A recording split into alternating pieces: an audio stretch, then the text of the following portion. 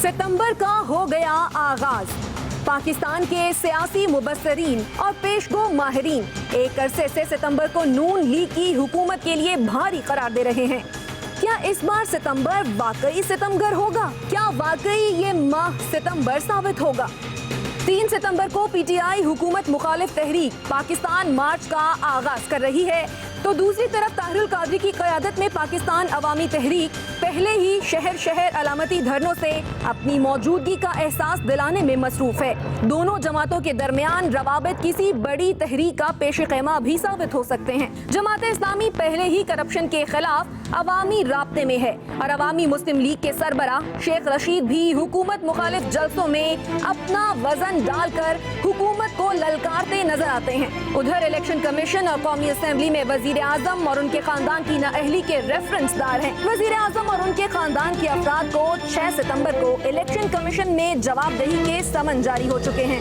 ऐसे में Pakistan peoples party का वजन किस पलड़े में होगा? ये मुल्की सियासी मंजरनामे का सबसे अहम जुज़्व है, क्योंकि मौजूदा हुकूमत के खिलाफ तहरीके पाकिस्तान पीपल्स पार्टी की शमूलियत के बिना अधूरी रहेंगी। कौमी असेंबली में अपोजिशन लीडर खुर्शीद शाह और सेनेट में अपोजिशन लीडर एतजाज अहसन का एहतसाब के हवाले से अब तक का मौक़िफ़ मुकम्मल तौर पर गैर मुतज़लज़ल और सख्त रहा है। पीपल्स पार्टी के चेयरमैन बिलावल भुट्टो जरदारी भी कई बार हुक्मरानों को एहतसाब के कटहरे में लाने के अज़्म का इजहार कर चुके हैं। यही वजह है कि तहकीकात के लिए पीपल्स पार्टी सेनेट में पैनमा बिल ले आई है। 2 रोज पहले शाह महमूद कुरैशी ने खुर्शीद शाह और एतजाज अहसन से मुलाकात करके पाकिस्तान मार्च में शामिल होने की दावत दी। पीपल्स पार्टी के इकरार के बाद हुकूमती इक़्तिदार को कितना बड़ा धचका लगेगा, और क्या अब भी पैनमा तहकीकात पर बात होने का हल्का सा गुमा भी बाकी है या नहीं? क्या इस बार वाकई सितंबर और सितमगर होगा? जी अस्सलाम वालेकुम, आप देख रहे हैं G4 खरीदा का स्पेशल प्रोग्राम। ये तमाम सवालात, ये तमाम मामलात जो कि आपने एक छोटी सी जायजा रिपोर्ट में देखे, इन्हीं सवालात को उठाएंगे, इन्हीं मामलात पे आज हम बात करेंगे। मेरे साथ मौजूद हैं पाकिस्तान पीपल्स पार्टी के मुमताज़ रहनुमा, कौमी असम्बली में कायदे हिज़्ब इख्तिलाफ जनाब सैयद खुर्शीद शाह साहब। अस्सलाम वालेकुम शाह साहब, बहुत शुक्रिया एक दफ़ा फिर वक्त देने के लिए। सबसे पहला सवाल, सबसे पहली बात जो जानना चाहते हैं वो लोग ये कि क्या पीटीआई के पाकिस्तान मार्च में पीपल्स पार्टी शिरकत करने जा रही है, क्योंकि सितंबर का हो गया आगाज? जहाँ तक कल हमारे पास शाह महमूद कुरैशी साहब तशरीफ लाए थे जी चौधरी एतजाज के पास, मेरे पास, तो उसने दावत दी है कि आप तशरीफ लाएँ, आपकी कोई डेलीगेशन हो, कोई पार्टिसिपेशन। तो नेचुरली चौधरी एतजाज साहब के में है कि आज पार्टी के लीडरशिप से बात करेंगे और वो उनसे पूछ के उनको जवाब दे देंगे। लेकिन सोच क्या है पार्टी में, सोच क्या पाई जाती है कि पीटीआई को ज्वाइन करना है सड़कों पे? क्योंकि आपने कुछ अर्सा पहले एक टीवी इंटरव्यू में कहा था कि सितंबर में पीपल्स पार्टी सड़कों पे होगी। सड़कों पे जहाँ तक जाने की बात है, वो पीपल्स पार्टी ने अपना खुद फैसला किया हुआ है, जो मैंने एक अंदिया भी दिया है कि हम इंशाल्लाह सितंबर के महीने से जलसे करेंगे और अपना पॉइंट ऑफ व्यू देंगे, जो पब्लिक इशूज होंगे उनको हाईलाइट करेंगे, जो आज तक हो नहीं रहे। सच्ची बात है, हम उलझे हुए हैं, जो दिन ब दिन कोई नए नए इशूज आते हैं, उनमें जो पब्लिक के असल मसाइल हैं जिनको अभी तक एड्रेस नहीं किया जा रहा है, उस पर जाके पब्लिक से अपनी रब्ता मुहिम शुरू करेंगे। और इंशाल्लाह मुझे यकीन है कि हमें पंजाब में ये शुरू करना है सबसे पहले, उसके बाद खैबर पख्तूनख्वा, उसके बाद फिर बलूचिस्तान, फिर सिंध। तो हमें यकीन है कि इंशाअल्लाह ताला पीपल्स पार्टी फिर अपने उसी ताकत के साथ, उसी जज्बे के साथ, क्योंकि अभी रिसेंटली हमारी जो ऑर्गेनाइजेशंस हो रही हैं उसमें जहाँ भी गए हैं जिस जज्बे और जिस वलवले के साथ पार्टी के वर्करों ने पीपल्स पार्टी के उन टीम्स का इस्तेमाल किया है जी। और वहाँ पे जो डिस्कशंस हुई है उससे हमें बड़ी उम्मीद एक ठास बंधी है। तो ये पूरे पाकिस्तान में जो पीपल्स पार्टी सड़कों पे निकलने वाली है, ये जलसे करेगी या कोई मार्च भी होगा या कहीं धरना भी होगा, सिर्फ जलसे होंगे? अभी तो जलसों का प्रोग्राम है। अच्छा, और जलसों की क़यादत बिलावल भुट्टो सरदारी करेंगे? जी हाँ। तो चाहे आप पीटीआई के साथ मिलकर पाकिस्तान मार्च में शिरकत करें या अलग से करें? सियासत में कोई भी आखिरी चीज नहीं होती। अगर ये आप समझ लें कि ये आज आखिरी चीज है, इसके बाद कुछ फिर नहीं होना, ये बिल्कुल गलत है। मैंने जिंदगी में अपनी सियासी एक्सपीरियंस से यही कुछ सीखा है कि जो कल के मुखालिफ थे वो आज दोस्त बन गए, जो आज के दोस्त इमरान खान साहब बड़ी सख्त बातें जरदारी साहब के बारे में बोला करते थे। तो ये चीजें चलती हैं, मगर ये चीजें मगर इसके साथ जो बेसिक आपके स्टैंड्स हैं वो कंप्रोमाइज न हो, ये चीज होती है। तो इसमें कोई शक शुबा नहीं कि कल आप किस तरीके से इस जलसों के बाद क्या आपका लाएमल हो और आपके अलायंसेज हो, क्योंकि हमें ये भी अपना एक्सपीरियंस है कि भुट्टो शहीद के बाद हम बेगम साहबा ने MRD बनाई थी जी। और MRD में वो शख्स भी थे जो लोगों ने भुट्टो शहीद के खिलाफ एक बड़ी तहरीक चलाई थी और भुट्टो शहीद के खिलाफ प्लान किया था, कंस्पायरेसी की थी। तो उन लोगों को भी बीबी ने अपने साथ बेगम साहबा ने रखा था और हमने उनके साथ मिलके भी ज़ियाउल हक के उस तहरीक चलाई थी उसके खिलाफ। तो वक्त और हालात के तहत हमें फैसले तब्दील भी करने पड़ते हैं, मगर उस शर्त पे कि कहीं उस पे कोई जो अपनी जो आपका नजरिया है या सोच जमहूरी उसूल है वो कंप्रोमाइज ना हो। लेकिन उस तहरीक के बाद, MRD की तहरीक के बाद जमहूरियत किसी हद तक कंप्रोमाइज हुई थी उन्हीं लोगों की वजह से कि जिनको MRD की तहरीक में शामिल किया गया था। क्या अब की बार तो ऐसा खतरा नहीं है? देखिए, हमने ये बड़ा खेल खेला है, लोगों ने नहीं खेला है, हम लोगों ने उस खेल का हिस्सा बने हैं और इस वजह से ही पीपल्स पार्टी ने बेनज़ीर भुट्टो साहब ने रिकन्सिलेशन की सियासत को ज़्यादा अहमियत दी और हम उस खेलों में शरीक रहे हैं कि इसको निकालना है, इसको आना है, फिर इसको निकालना है, इसको आना है। उस खेल में हम शरीक रहे हैं और उसमें से बहुत बड़ा नुकसान हुआ पाकिस्तान को। और पाकिस्तान जो आज इस हालात से गुजर रहा है शायद उनकी वजह से भी हो कि स्टेबिलिटी इस मुल्क में नहीं आई, आज तक स्टेबिलिटी इस मुल्क में नहीं आई। हम किसी न किसी इश्यूज पे फंसे रहे हैं। दुनिया हमें आज भी यही बात मियां नवाज शरीफ साहब कहते हैं कि जो अपोजिशन करने जा रही है अब सड़कों पे, वो भी मुल्क को इनस्टेबल करने की, गैर मुस्तहकम करने की एक साजिश है। तो कहीं ऐसा तो नहीं कि पीपल्स पार्टी फिर अनजाने में किसी और खेल का हिस्सा बन रही है? देखिए, पीपल्स पार्टी का एक्सपीरियंस मियां साहब की टोटल सियासत से डबल है। हमें 50 साल होने वाले हैं। मैं बड़े वसूख से कहता हूं कि पाकिस्तान की वाहिद ये पार्टी है जो इतनी बड़ी पार्टियों में, कि बड़ी पार्टियों का नाम ले रहा हूं मैं और ऐसी पार्टी नहीं है, सूबाई पार्टियों की बात नहीं कर रहा, बड़ी पार्टियां जो 3-4 गिनी जाती है उनमें पीपल्स पार्टी वो पार्टी है जो एस्टेब्लिशमेंट के विशेष के खिलाफ वजूद में आई थी।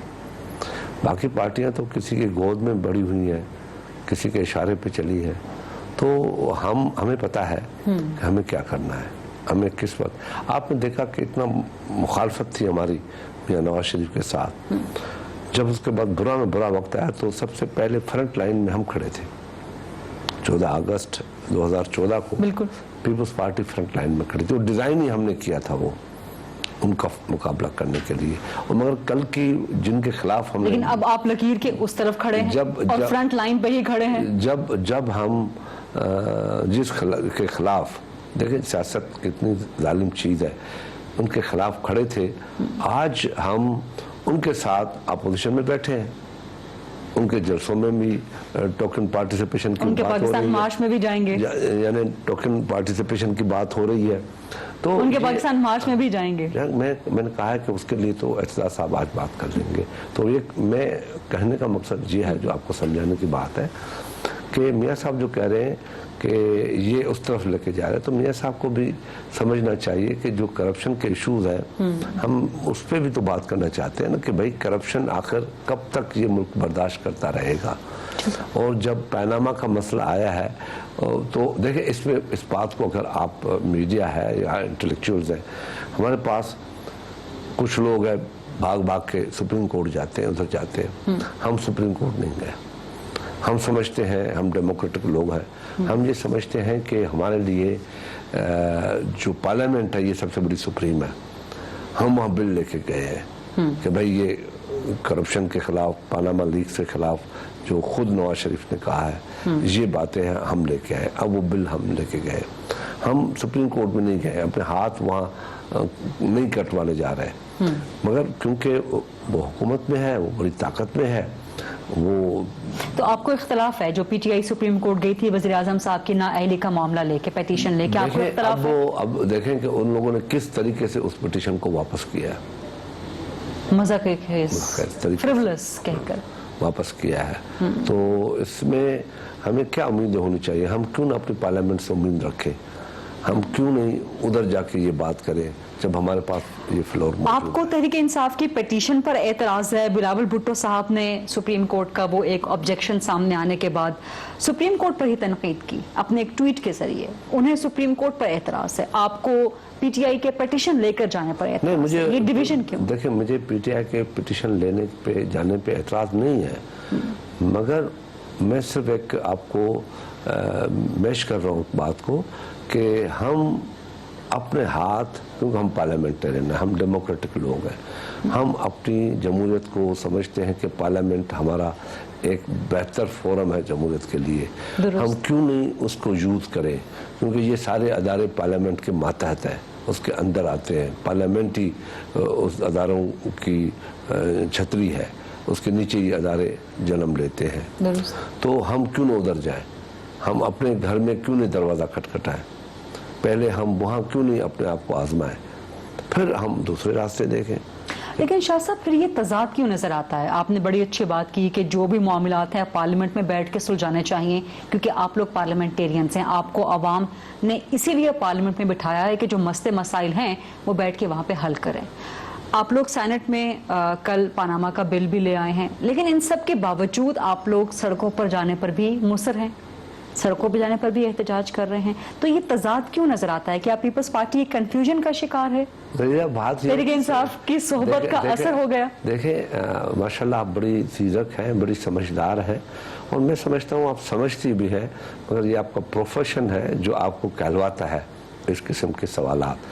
मैंने तो कहा है हम जलसे करेंगे, अवाम से रब्ता करेंगे, अवाम के मसाइल पे उनसे बात करेंगे। मैंने अभी तक ये कभी नहीं कहा कि हम सड़कों पे आके एहतजाज करेंगे, हमने कहा है जलसों में जाएंगे लोगों को, क्योंकि अब तो इलेक्शनें हो रही है ना, सियासतदान का तो काम ही राब्ते का है। अगर आप राब्ता जलसों के थ्रू भी नहीं कर सके, सिर्फ मीडिया में बैठ के गरीदा के थ्रू मैं लोगों से मुखातिब होता रहूं, तो ये एक ही चैनल है, उनसे क्या राब्ता कर सकता हूं? जब 1 to 1 में अपने लीडर जो है अपने अवाम के साथ बात नहीं करेगा। और इस मुल्क में क्या इशू कम है? ये 4-5 इशू जो घूम रहे हैं 5 साल से, 4 साल से, उसी पे चल रहे हैं। इस मुल्क में ये इशू नहीं है कि कितने बड़े कर्जे लिए गए हैं इस 3 साल में, क्यों लिए गए हैं कर्जे? आखिर जब इस मुल्क की इतनी अच्छी इकोनॉमी है, ये बहुत बड़े बड़े मसाइल हैं जिन पर आप 3.8 ट्रिलियन बैरूनी कर्जा था, आज हमारे पास जो कर्जा है वो 3.4 था, आज 6.8 है। ये बहुत बड़े बड़े मसाइल हैं। शाह साहब, मुझे एक ब्रेक लेनी है। देखें ना, ये चीजें हैं, किसान का मसला है, किसान बिल्कुल बैठा जा रहा, मुल्क हमारा बार-बार प्रोड्यूसर साहिबा कह रही है कि एक ब्रेक लेनी है। एक शाह साहब अगर आप ब्रेक लेने दें तो पीपल्स पार्टी, बल्कि आप कह रहे हैं कि एक अवामी राब्ता मुहिम सितंबर में अवामी जलसों के जरिए पीपल्स पार्टी करेगी, लेकिन पहले जो आपसे मंसूब बयान आ रहा था वो हुकूमत मुखालिफ तहरीक का और सड़कों पे आने का बयान आ रहा था। एक ब्रेक के बाद शाह साहब मैं आपसे सवाल करूंगी कि क्या अभी भी पीपल्स पार्टी के अपने अंदर कोई कंफ्यूजन बरकरार है इस चीज़ को लेके कि उसने हुकूमत के खिलाफ किस तरह की स्ट्रेटजी अपनानी है? एक ब्रेक लेते हैं, ब्रेक के बाद शाह साहब से बात करें। जी वेलकम बैक। हम स्पेशल इंटरव्यू कर रहे हैं कौमी असेंबली में अपोजिशन लीडर पीपल्स पार्टी के मुमताज रहनुमा जनाब सैयद खुर्शीद शाह साहब का। शाह साहब, ब्रेक पे जाने से पहले मैं जो वो बात कर रही थी, सवाल कर रही थी, मुझे अपने सवाल का जवाब नहीं मिला। क्या ऐसा तो नहीं है कि पीपल्स पार्टी अपने फ्रेंडली अपोजिशन के तासुर को भी अपने अंदर कायम रखना चाहती है, लेकिन अपेरेंटली एक टफ अपोजिशन का तासुर भी देना चाहती है, इसीलिए वो कभी इसको अवामी राब्ता मुहिम कहती है, कभी वो इसे पनामा के खिलाफ एहतजाज कहती है सड़कों पे आने का। बात यह है कि आप लोग आई एम सॉरी, आप नहीं, जो भी लोग बात को सुनते हैं ये बात नहीं समझ सकते। मैंने कभी ये नहीं कहा कि हम एहतजाज के लिए रोड पे आएंगे। मैंने बड़ा क्लियरली कहा था, अगर आप मेरे इंटरव्यू सारे देख लें, मैंने कहा था हम सितंबर में अपने अवामी राब्ता मुहिम शुरू करेंगे, जलसे करेंगे। तो सवालात आपकी तरफ से यही आ रहे हैं, जैसे अभी आप सवाल के ऊपर फिर कह रहे हैं कि आप रोडों पे आएंगे, ये करेंगे, फलाना करेंगे। और मेरा जवाब वही है कि हम जलसे करेंगे, लोगों से राब्ता करेंगे, वहाँ पे जो इस हुकूमत का फेल्यूर है उसको उठाएंगे, जो इस हुकूमत की नाअहली है उसको उठाएंगे, जो इस हुकूमत के कमिटमेंट पब्लिक के साथ थी उससे हट के वो लोग आगे बढ़े हैं वो उनके तक लाएंगे, जो हमने कुछ किया है वो लोगों तक ले आएंगे। ये चीज़ें हैं जो दिखाई जाती हैं, बताई जाती हैं। ये एक जिम्मेदार सियासी जमात का काम है। हम एक रेस्पॉन्सिबल पॉलिटिकल जमात है, हम जिम्मेदारियों को महसूस करते हैं, पाकिस्तान के स्ट्रेटेजिक पोजीशन को समझते हैं, हम पाकिस्तान में जो मसाइल, जो इश्यूज हैं लोगों के, उनको समझते हैं। हमने कभी भी कोई ऐसी सियासत नहीं की जो किसके डिक्टेशन लेके सियासत करते हैं। हम अपनी सियासत खुद करते हैं। ठीक है, इसमें नो डाउट वक्त और हालात के मुताबिक लीडरशिप ने फैसला किया कि रिकन्सिलेशन की पॉलिटिक्स होनी चाहिए, वो हमने की है, उससे फायदा हुआ है, मगर उसका मतलब ये भी नहीं है कि एक मुल्क को लूटता रहे, हम उसको देखते रहें और रिकन्सिलेशन पे चलते रहें। वो चीज़ें हमें कहनी है, कहेंगे, जलसे में भी कही जा सकती है, 3 घंटे 4 घंटे एहतजाज ज़मीन पे बैठ के भी कही जा सकती है, आवाम से रब्ता करके भी कही जा सकती है। तो क्या इससे तासुर ये लिया जाए, क्योंकि पाकिस्तान मार्च का मकसद बिल्कुल वाज़ेह है, खान साहब बड़े एग्रेसिवली 3 सितंबर से वो निकल रहे हैं हुकूमत के खिलाफ, लेकिन पीपल्स पार्टी समझती है कि उस तरह की एग्रेशन सड़कों पे करना फिलहाल मुनासिब नहीं, पार्लियामेंट से ही मामला सॉर्ट आउट किया जाए। तो क्या तासुर लिया जाए कि पाकिस्तान मार्च में शिरकत नहीं करेगी पीपल्स पार्टी? मुझे ये चीज बताएं कि अगर इस पिटीशन को जब वो वापस आती है, अगर सुप्रीम कोर्ट एक्सेप्ट कर लेती है, टेक ओवर कर लेती है, फिर हमारा स्टैंड क्या होगा खान साहब का? फिर खान साहब क्या करेंगे? क्या फिर इस चीज को फिर उठाएंगे? जो रजिस्ट्रार ने ऑब्जेक्शंस लगाई हैं वो ऑब्जेक्शंस ठीक करके दोबारा पिटीशन ले आते हैं, अपील में भी जा रही है, जा रहे हैं, फिर वो एक्सेप्ट हो जाती है, फिर वो कोर्ट में चली जाती है, फिर खान साहब सड़कों पर भी होंगे और फिर कोर्ट में भी होंगे। कैसे होंगे? कोर्ट नोटिस लेगी, आप केस हमारे पास है, तो फिर कैसे आप उसको आपका मशवरा खान साहब को ये होगा कि पाकिस्तान मार्च ना किया जाए अभी? नहीं, मैं क्यों कहूँ उसको, वो उनका सियासी फैसला है। देखिए ना, उनका सियासी फैसला है। हमारे साथ उनकी मीटिंग्स हुई है, एक रात को साथ मीटिंग में हम बैठे हैं, सारी पार्टी, उनकी तरफ से दावत है, सुबह को वो लॉन्ग मार्च का ऐलान कर देते हैं, रात को हमें नहीं बताते कि कल हम ये करने वाले हैं, यानी 10 घंटे के बाद एक फैसला आ जाता है, वो हमें एतमाद में नहीं लेते। तो फिर जो ये चीजें हैं, उनकी पार्टी है, वो आज़ाद है, वो अपने फैसले खुद कर सकते हैं, करना चाहिए। अपोजिशन में है, जहाँ तक वो अपोजिशन में है मैं उनके साथ हूँ, मैं उनकी बिल्कुल हर मदद करने के लिए तैयार हूँ। जो कहते हैं कि अपोजिशन अभी तक डिवाइडेड है और अपोजिशन वाकई कोई पानामा का और करप्शन का हकीकी एहतसाब नहीं चाहती, पानामा पे बिल्कुल अपोजिशन एक है, लेकिन वो इमरान खान साहब सड़कों पे निकल रहे हैं।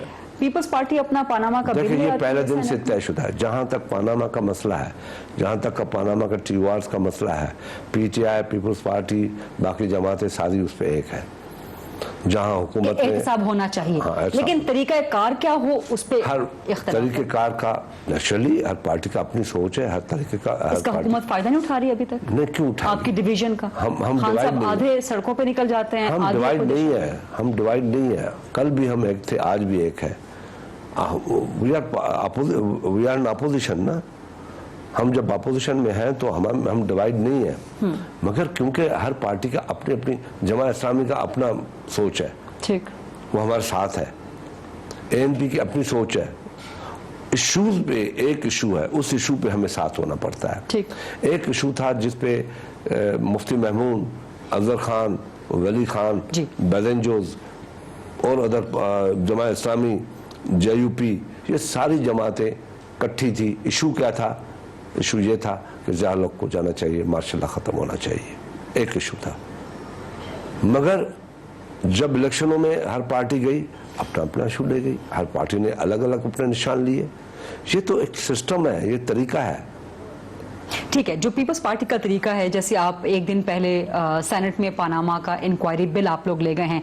सेनेट में तो चले पीपल्स पार्टी की अक्सरियत है, वहां से कामयाब हो जाएगा, लेकिन कौमी असेंबली में जब आएगा तो वहां तो आपको हुकूमत की जरूरत पड़ेगी, और हुकूमत से कंसल्टेशन नहीं हुई इस वो बाल हुकूमत के पास जाएगा। पॉलिटिक्स है ना ये। हुकूमत करप्शन को इनकरेज कर रही है। सिर्फ पनामा जैसे सुप्रीम कोर्ट ने ऑब्जेक्शंस लगा के PTI की पिटीशन निकाल दी, वैसे हुकूमत ऑब्जेक्शंस निकाल के कौमी असेंबली से बिल निकालते। नहीं, वो अपने अमेंडमेंट्स डाल सकते हैं, ऑब्जेक्शन नहीं डाल सकते। अमेंडमेंट डालें। क्या डालें? कौन सी डालेंगे अमेंडमेंट? कि नवाज शरीफ जवाबदार नहीं है? वो तो खुद भी कहते हैं कि सबसे पहले नवाज शरीफ से शुरू बड़े लोग उसमें क्या डालेंगे कि नवाज शरीफ की फैमिली अमेंडमेंट तरीकेकार है ना, जुडिशरी और पार्लियामेंट के अंदर पास कैसे करवाएंगे? मेरा सवाल मैं वही बात कर रहा हूँ ना, हम जरूर है कि पास हो बिल। कौन देख ले कि कौन करप्शन के खिलाफ बात करता था, कौन आज करप्शन को सपोर्ट कर रहा है, कौन के सामने तो बात है ना। PTI को मालूम था बतौर मियां नवाज शरीफ के, उनका बड़ा अच्छा एक तरीका होता था कि दूध का दूध पानी का पानी हो, तो दूध का दूध पानी का पानी हो जाए ना। लोग देख रहे हैं कि कौन करप्शन से बचना चाहता है। अगर किसी ने करप्शन की है कि जवाबदेह हूं, बताया कि मैं हूं, चाहे वो बड़ा आदमी हो। जब हम मुसलमान अपने आप को कहते हैं, हम कहते हैं कि हम मुसलमान हैं, हम बड़े अच्छे लोग हैं, तो हज़रत उमर का तो इंसाफ सबके सामने है ना, उसने सबसे पहले अपने आप को पेश किया। फिर उम्रे करने से, हज करने से, नमाजें पढ़ने से, रोज़े रखने से, इबादत करने से, झुकने से चीज़ें हमारे गुनाह माफ़ नहीं होंगे।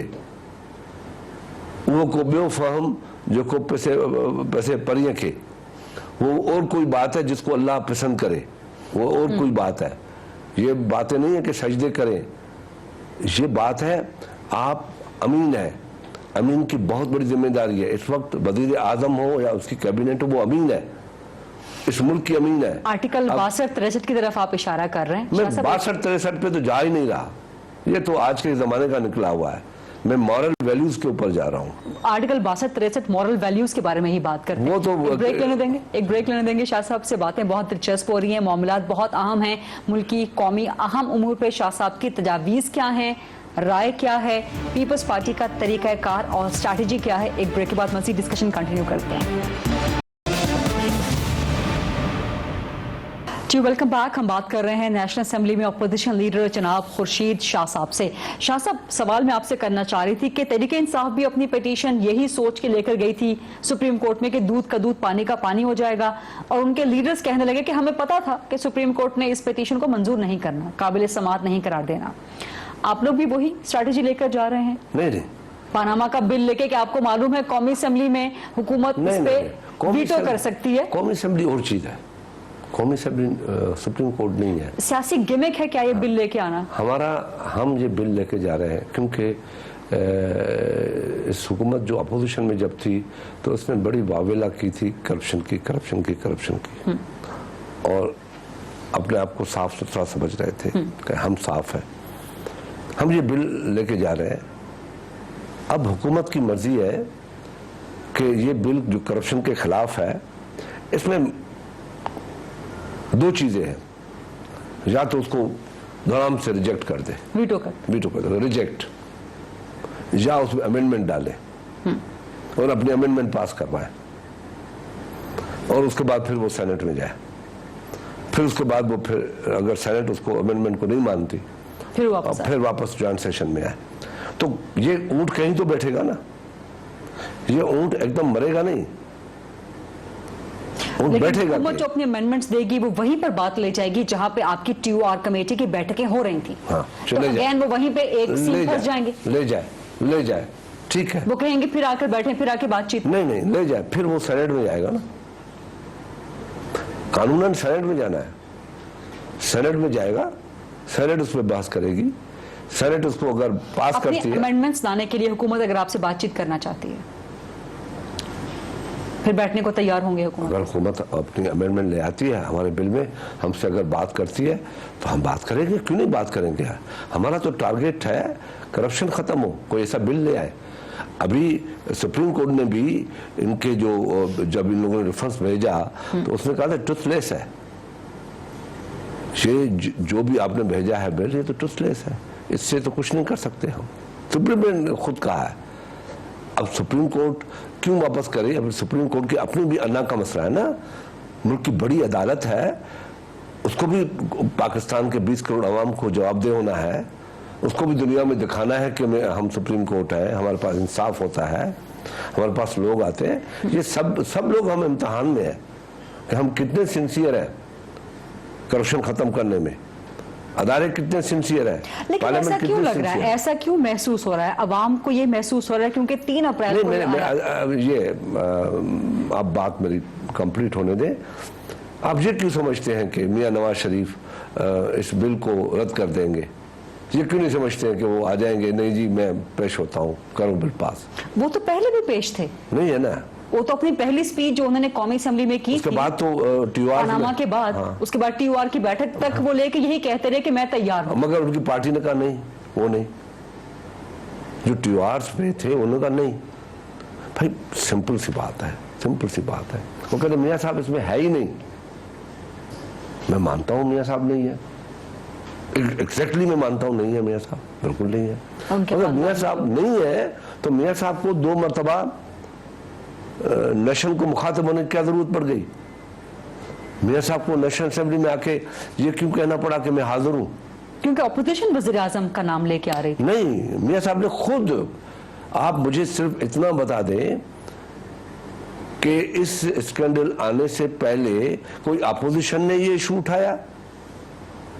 ये मीडिया में आया ना, मीडिया हाउसेज ने उठाया, इंटरनेशनल मीडिया ने उठाया। एब्सोल्युटली, लेकिन ऑपोजिशन ने वज़ीर आज़म के नाम पर बहुत एम्फसाइज किया। बाद में आफ्टर फर्स्ट स्पीच उसमें वो आ गए कि जी मैं इसका जवाब देता हूँ, मेरे बच्चे इसमें इन्वॉल्व नहीं है, सारी बात की खुद मियां साहब ने। मुझे इज्जत है, मैं अब मसला ये है कि दायरे से बाहर नहीं जाना चाहता। 5 महीने हो गए हैं पनामा के स्कैंडल को सामने आए, 3 अप्रैल को सामने आया। कौन है इसका कसूरवार? कौन है?